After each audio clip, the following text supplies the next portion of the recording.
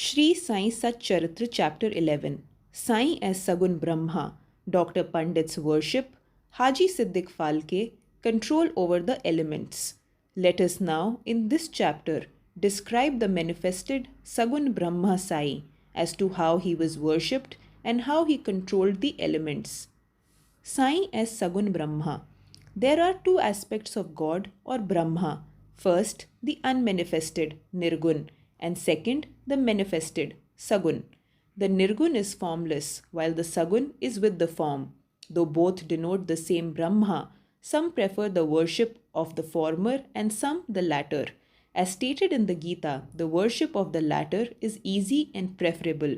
As man has got a form, with body, senses, etc., it is natural and easy for him to worship the God with form.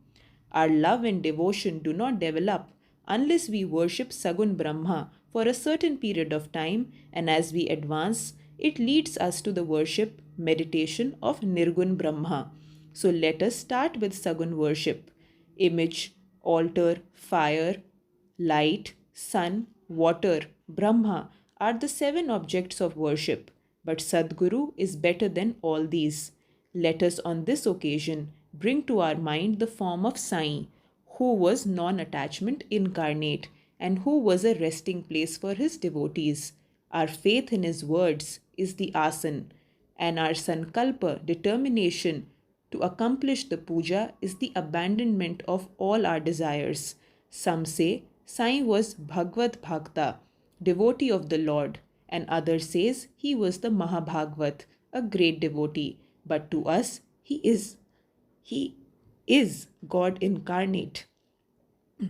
He was ever forgiving, never irritable, straight, soft, tolerant, and content beyond comparison. Though he looked embodied as having the form, he was really disembodied, emotionless, unattached, and internally free.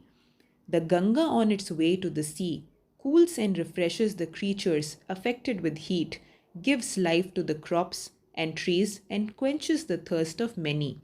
Similarly, saints, souls like Sai, while they live on their own, give solace and comfort to all. Lord Krishna has said that the saint is my soul, my living image. I am he, or he is my pure form being.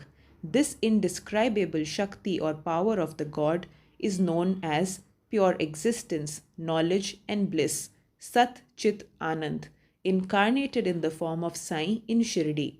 The Shruti Taittiriya Upanishad describes Brahma as pure bliss. This we read or hear daily in the books, but the devout people experienced this Brahma or bliss in Shirdi. Baba, the support of all, required no prop or asan from anybody. He always used a piece of sackcloth for his seat, which was covered with a small mattress by his bhaktas and had a bolster placed by them to rest his back. Baba respected the feelings of his devotees and allowed them to worship him as they liked.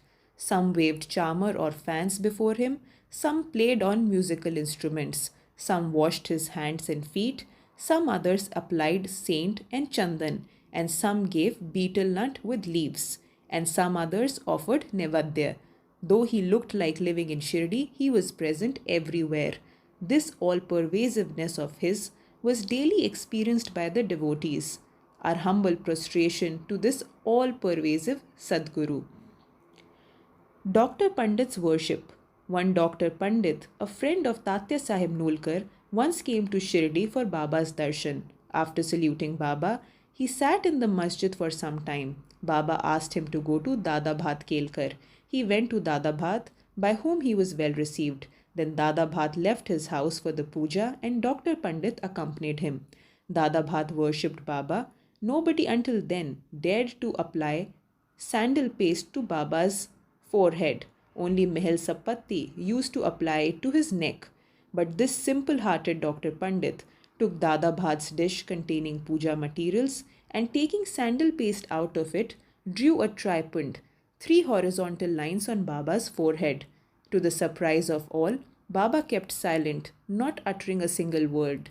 Then Dada Bhat that evening asked Baba, How is that you object to sandal paste being applied by others to your forehead, but you allowed Dr. Pandit to do so?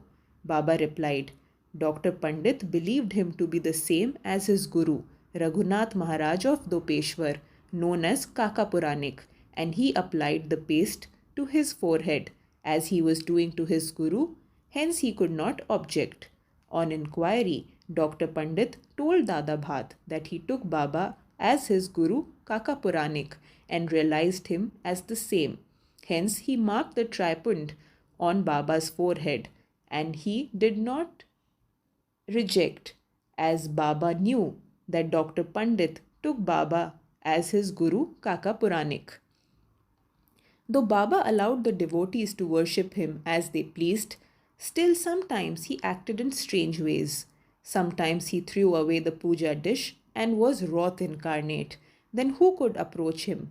Sometimes he scolded the devotees. At times he looked softer than the wax, a statue of peace and forgiveness, though he seemed to shake with anger and his eyes rolled round, still he was internally the ocean of affection and motherly love.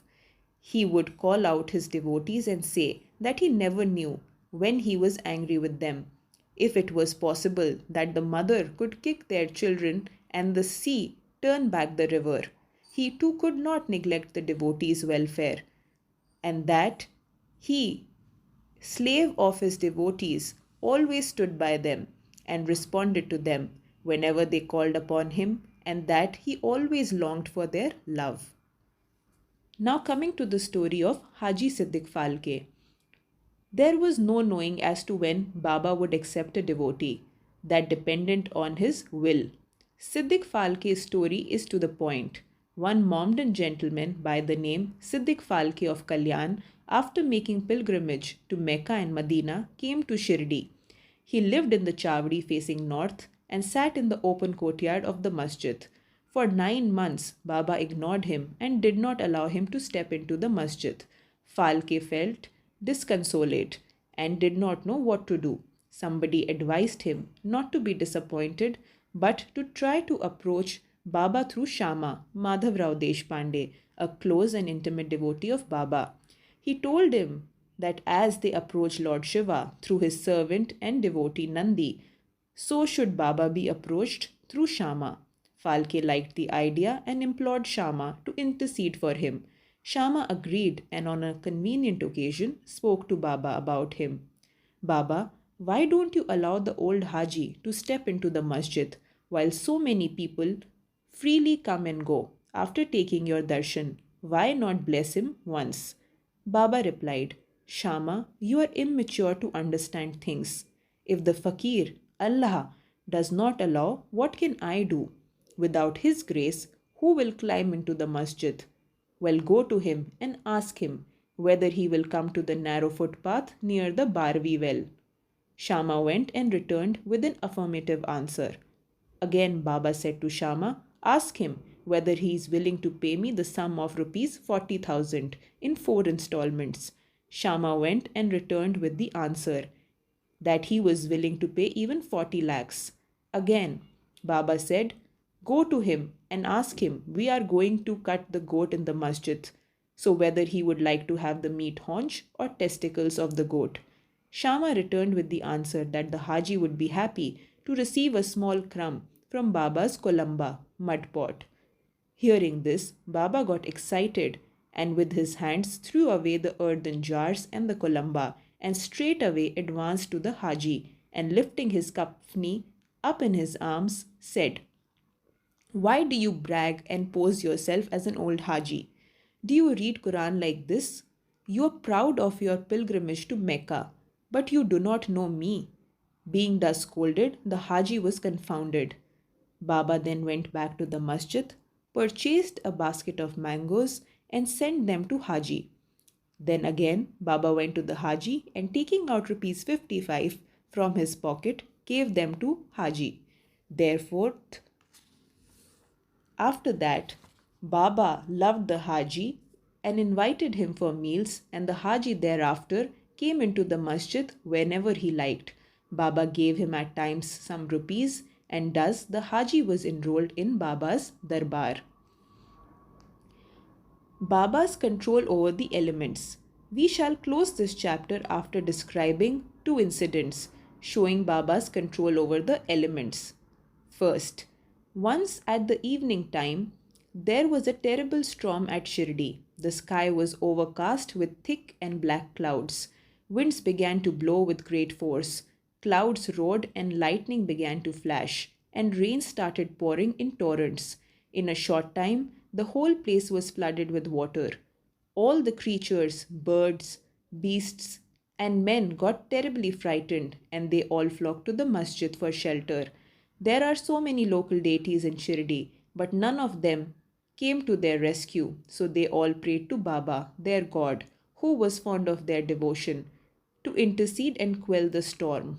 Baba was much moved. He came out and, standing at the edge of the masjid, addressed to the storm in a loud and a thunderous voice, "Stop, stop, you fury, and be calm." In a few minutes, the rain subsided, the wind ceased to blow, and the storm became slow, and it stopped. Then the moon rose in the sky, and the people went back home well pleased. On the another occasion, at noon, the fire in the dhuni began to burn brightly. Its flames were seen reaching high above the rafters. The people who were sitting in the masjid did not know what to do. They dare not ask Baba to pour water or do anything to quench the flames. But Baba soon came to realize what was happening. He took up his satka, short stick, and dashed it against a pillar in front, saying, "Get down, be calm." At each stroke of the satka, the flames began to slow down, and in a few minutes, the dhuni became calm and normal. This is our Sai, an incarnation of God. He will bless any man who will prostrate and surrender himself to him. He who will read the stories of this chapter daily with faith and devotion will soon be free from the calamities, and not only this, but always be attached and devoted to Sai. He will get very soon God vision. All his desires will be fulfilled, and being ultimately desireless, he will attain the supreme. Amen. Bow to Sri Sai. Peace be to all.